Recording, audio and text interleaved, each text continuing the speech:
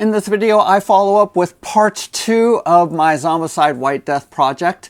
But before we get into today's video, just want to share with you what the GGGGs are for this month.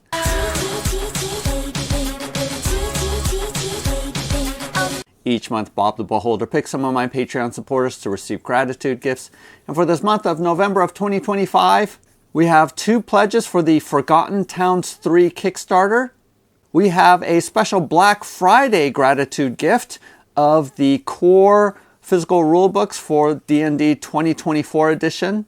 And we have $100 going towards a crowdfunding campaign, which my Patreon supporters are currently voting upon. Go ahead and use the link below to go to my Patreon page, where you can get a chance of being chosen by Bob at the end of this month for one of these gratitude gifts. So if you haven't seen part 1 of my Zombicide White Death project, go ahead and click here. And the challenge was that I only had 2 weeks to paint up all of the miniatures of the core box, as well as the 3D print and paint up the terrain. And I'm happy to say that I was able to accomplish that goal. I did get everything painted up and ready to play, and we were able to run through 2.5 sessions during Halloween night with my regular gaming group.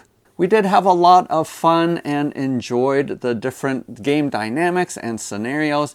In particular, the use of guards makes it really fun and cool. And we actually failed the first mission because of unlucky placement of the corruption, landed 2 of our heroes in that path, and then subsequent spawnings trapped us in those corruption zones, which killed us the next round. So we reset and played again and was successful the second time.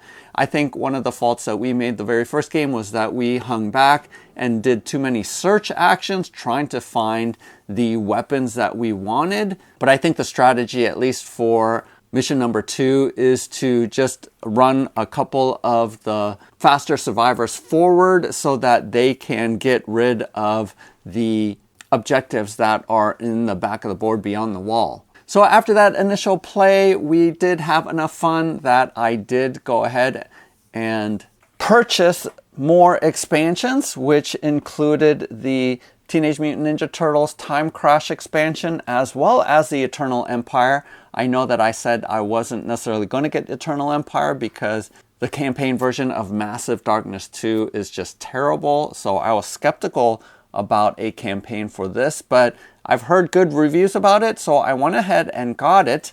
In addition, I did get the Climbers and Terracotta Walkers. I already had the Crossfire pack. And in the last week and a half since Halloween, I have managed to paint up all of the additional walkers that are here, as well as the bad guys in Eternal Empire, and then all of the survivors from Teenage Mutant Ninja Turtles. I have yet to paint up the survivors from Eternal Empire and all of the Foot Ninja clan from Time Crash, because I don't think I'm going to use them right away. My intention is to actually play the Turtles with Eternal Empire. So I'm not sure if I can combine those two or how well that balances out, but that currently is my plan, and I want to try that campaign out.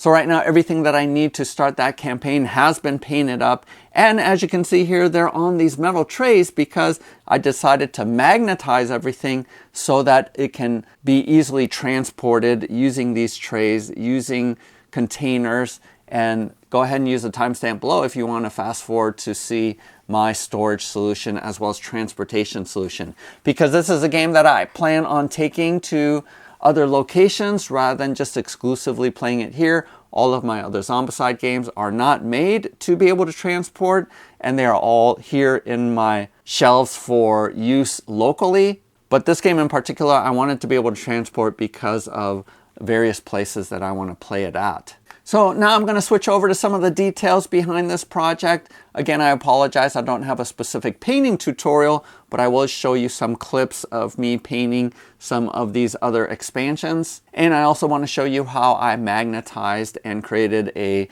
transportation solution for all of these miniatures. So we're starting with just the remaining walkers and brutes from the base core set. Here I'm just finishing up one of the runners. And as I mentioned in my first video, there is a lot of detail with these miniatures, but I try to simplify it as much as possible. But there was still quite a bit of color changes, which is what makes it longer due to all of the details that are happening here. So it did take longer to paint these up versus some of the other Zombicide miniatures. But at the end of the day, was still able to do all of the core walkers. Here, this is one of the expansions. It's the Berserker. And then this is the Deadbolt Walker. And was able to do assembly line painting where all of them have basically the same colors. Here's a crossbow guard, which I think they look pretty cool too. But I just matched the same color scheme as with the regular guards. Maybe I should have given them a different color because they ended up being hard to distinguish between the two. And later on, I printed out a yellow disc to put underneath them as part of the magnetic system that I have in place. But maybe I should have painted them a little bit more distinctly. This is the Brute from Eternal Empire, so they look very different. Their armor is very different from the regular Brutes, but painted up these guys relatively quickly. And then this is the, what's his name? I can't remember his name, but from the TMNT, he is the Sorcerer. Yeah, I wish I could remember his name. I can't remember. Oh, Shredder. It's Shredder. These guys are the Terracotta Walkers. They were very quick to paint up. Just spray painted them dark brown and then dry brushed them with a lighter tan color. And that made it very, very quick to be able to paint them up. But here's an example of where I actually used the acrylic markers. I made a video about this a while back, but save some time just being able to use these to put in a little bit of that green glow. If you look at the reference picture on the box, they have sort of like this greenish glow coming out of them, empowering them. So this was a great use, I think, of using a pen. Even though the tip isn't super sharp, I thought it worked fine because you do have that spillover light happening, so it doesn't have to be precise or really, really thin. But overall, I think this was a great effect to be able to use on them and very quick to paint up. So this is what the base core box walkers look like. Again, because I used mostly the same colors, I could use assembly line to try to get them done as quickly as possible, because there's definitely the most number of these guys out of all of the walkers. And so these are the Brutes. And this is what I'm talking about when I say they have a lot of detail to them compared to the other Zombicide miniatures, so it does take longer to paint. These are obviously the Eternal Empire Brutes in comparison, and they have a lot of gold armor on them. But overall, I'm pretty happy with how all of the minions turned out. On the left are the climbers next to the terracotta soldiers. I will say the more of these that you add to the spawn deck, the more watered down the deck is. It makes it actually a little bit easier, except for these guys, the Deadbolt Walkers. They're pretty brutal because they do 2 points of damage and can hit you from up to 3 squares away, so they're pretty rough. And then this is the Abomination that comes with Eternal Empire. I think the design is pretty similar to the core box Abomination. I wish it was a little bit more distinguished. I did color it a paler, sort of this yellowish green color, just to make them distinct. But yeah, I sort of don't like that they're basically the same form. And then, as I mentioned before, the crossbow guards, I put this yellow, printed out this yellow thing to put on the bottom to distinguish them from the regular guards. Here are the turtles, and I definitely didn't follow the color scheme on the cards because it was way more detailed on the cards than I wanted to paint. So I simplified it, made it their primary color on their armor, and didn't bother to do all of the edge coloring that was on most of the figures, at least in the reference sheet, but they turned out cool. And then here's Splinter. and some of the other sidekicks to round out your crew so that it's 6 survivors total. So yeah, I think they're just okay because I know they had to make them look medieval. Here's Casey Jones. I really don't like his mask at all. I wish it was a regular hockey mask, but I know they tried to make it medieval. Really don't like his mask at all, but I don't know. And then this is going to paint up all of the terrain, starting off with the rope ladders and bridge. Later on you'll see a bridge, but this was pretty easy to paint up, just spray painted with that dark brown and then just dry brushed over it. So very quick to paint these guys up. I just love how they look. Also the barricades, pretty quick to dry brush. I made a million of these tutorial videos, how to paint terrain tutorial videos, and I'm basically following the same method. As you can see here, my undercoat primer is brown, which I know some people find unintuitive. You can definitely use dark gray, but I find brown to be fine, so I just go ahead and use that. It sort of brings warmth into gray, which is typically a cold color, and I think these turned out great. Very, very quick, easy to paint up, and really happy with how these turned out. And then these are the crates. I love that you're able to slide in the token and be able to see what's underneath. So this is a fantastic solution. And then these are the cauldrons. I wish I would have printed these out a little bit bigger, but overall, like how they turned out. So I wanted to print out 3D bridges for the Eternal Empire tiles that has these bridges over this ice. And I resized them so that it would fit. This is from my dungeon. It still has the supports underneath the arch. I didn't bother to pull that off. This I think sort of looks the coolest, but is the least practical because this hump makes it so that miniatures can't really stand on here. They'll just tip over, so that it's very limited where they can stand on the bridge. And then experimented with this one. This is actually from Dungeon Blocks. It's from their Majestic Highlands outdoor set. I basically cut it off of the base and just printed the bridge. But again, this is super limited, a little bit better than the previous one, but miniatures really can't stand here, so it's just limited to this small space.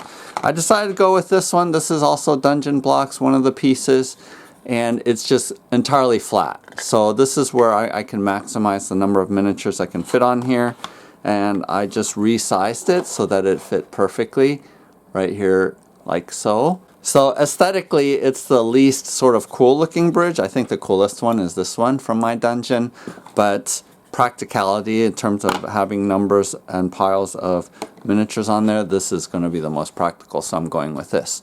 I printed out 3 of them because I looked at the maps, and 3 is the maximum number that you have on these maps.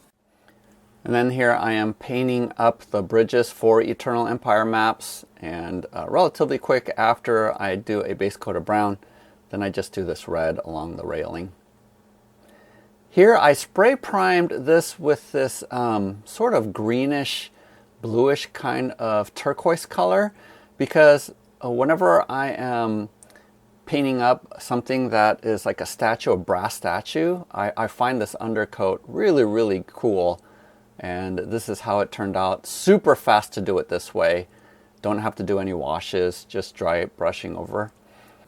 All right, so I want to talk a little bit about just transporting, storing all of the miniatures. Obviously, you can still use the trays after you're painting them to transport, and that's what I was doing, was using the trays to be able to transport the game to other places. But I found that setup and tear down took a long time, so I decided instead to switch over to a magnetic system where I go ahead and glue these discs that I 3D printed with a 3x2 magnet that's inserted in there, and then gluing that disc underneath, because each one of these has a little bit of a indentation at the base, bottom of the base, and I designed this to be 20 millimeter to just fit in there. It is raised still a little bit because of accommodating the 2mm magnet, because I didn't want to go with a 1mm magnet just because of wanting more strength for the magnet, but you probably could do that. And files for these are available in the video description below. They're free. And then once you go ahead and glue these on, then I'm going to use these steel trays to basically hold and transport all of my miniatures. And I'll show you how these fit into just some storage bins. Just for not only just easier transport where they're not going to move around a lot, but also in gameplay, I just pull this tray out and I'm able to pull these off as needed. So a lot faster than using these vacuum formed trays. But again, this is just a quirk of me having a lot of miniatures that I need to transport. And then to glue these on, it is important for me to keep track of polarity. So I do hammer these in from the underside, and the printed part is what I glue onto the miniature, and just using some super glue.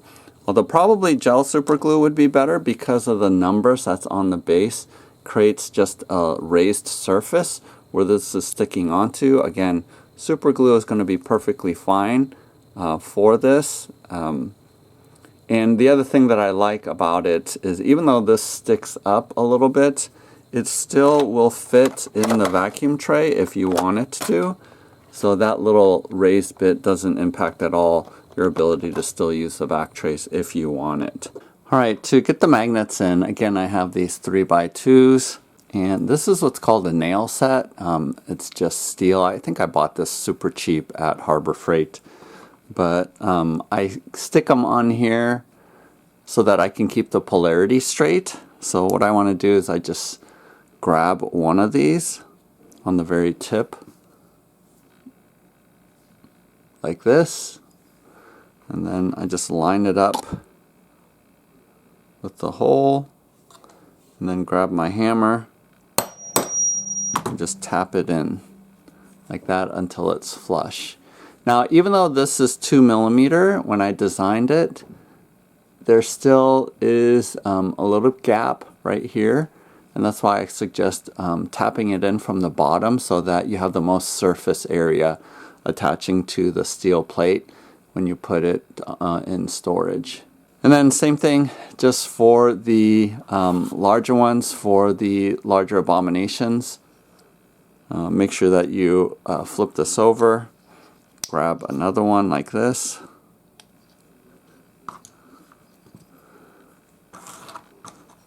line it up, and then just tap it in like that. And the reason why I designed this way is because a lot of the abominations have these pegs in the base, so this is a way that it lines up flush with the bottom. The other reason why you want to track polarity is because I created this piece because I noticed that when you have tons of hordes on the board, it's really hard to keep track of where they are in the square sometimes. And so this is a way to track. And so again, this is free, available in the same place as the bases, where basically you can stick your zombie in here, and then I just use a 12mm die to signify how many is represented by this piece. So in this case there would be 6 walkers, and as you whittle them down you can just turn the die until finally there's no more left. So that's just board management. You still have to set aside the miniature because you need to keep track of whether or not the abomination has an extra activation if you run out of miniatures for one type. But this is just a way to be able to have masses of zombies in one square just represented a little bit easier. As I mentioned before, I did 3D print out these bases, colored bases that attach with the magnets. Again, all of these files are free, and so you can download these in case you need different colors to put on the bottom. Alright, so let me share with you my magnetic portable system that I use for this game. And these, go ahead and use the affiliate link from Amazon if you're in the United States, and you can order these yourself. I get this pack of this sticky magnetic sheet with one side peel and stick. And then I ordered these trays. These are, I think, sushi trays. And just the key is that they are stainless steel. And then this is a baking tray, although this has this anti-stick coat on it, which makes it super slippery. So I don't really like this one as much, but it was one that I know for sure is steel. And then I bought these containers from Walmart. These are Sterilite 6.2 quart. I think they're like $3.50 each. And you can also opt for these smaller ones and buy 2 of these smaller ones because these things fit almost perfectly in here like this. There's a little bit of space up here.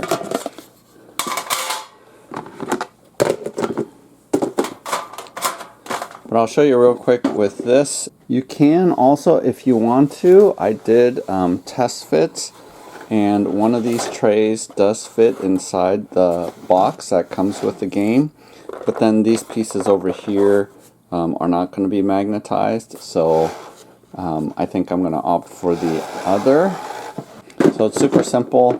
You just open this up, and then go ahead and peel the backing off. And then if you're using the smaller one, you just cut this in half. And then you just stick it on here on the raised edge like this. Try to get the air bubbles out of there.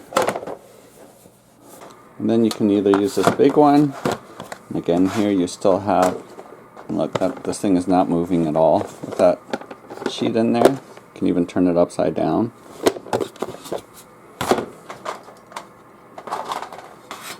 Or you can have 2 of the smaller ones in there like this. I sort of like these smaller trays because maybe you can put all of your walkers in one and then your guards and runners in another, but it's just a nice way to do it, and it's tall enough. Let's see if this abomination fits in there. Yep, it just barely fits in here, like so. So you're good to go. And then this is what it looks like all stacked up like this. It makes it really convenient to be able to carry everything. And then I got the taller size box to contain all of the walls and other terrain bits. They all fit in here really nicely, and they're the same dimensions, width and depth wise as the other one, so they stack really nicely. But all of this fits in here super well, and it's a great way just to organize everything. Here are the bridges they fit, in addition to the statues for Eternal Empire. So super convenient way to be able to haul everything, to be able to bring everything all in one container.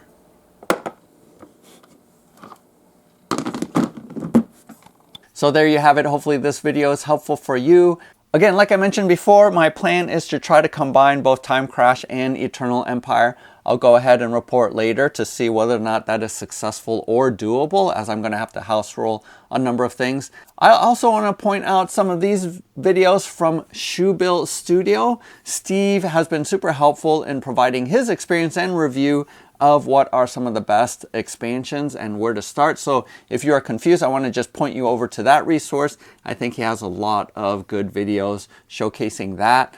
After I am done playing through some of this, if I want to continue to build out and paint up more of the options that are in Frozen Fortress, these are the Kickstarter exclusives, I'm definitely going to use his tiered list of which ones are the most fun to be able to add to the game. But right now I feel like I have a ton that are already usable for where we're going to start, and I'll slowly incrementally be adding more as we move along if I really enjoy this game and continue on the campaign. Especially make a comment below if you have figured out a way to combine the Teenage Mutant Ninja Turtles to either the base box or to Eternal Empire, whether or not that's worked and what house rules that you were implementing so that you can make that integration work.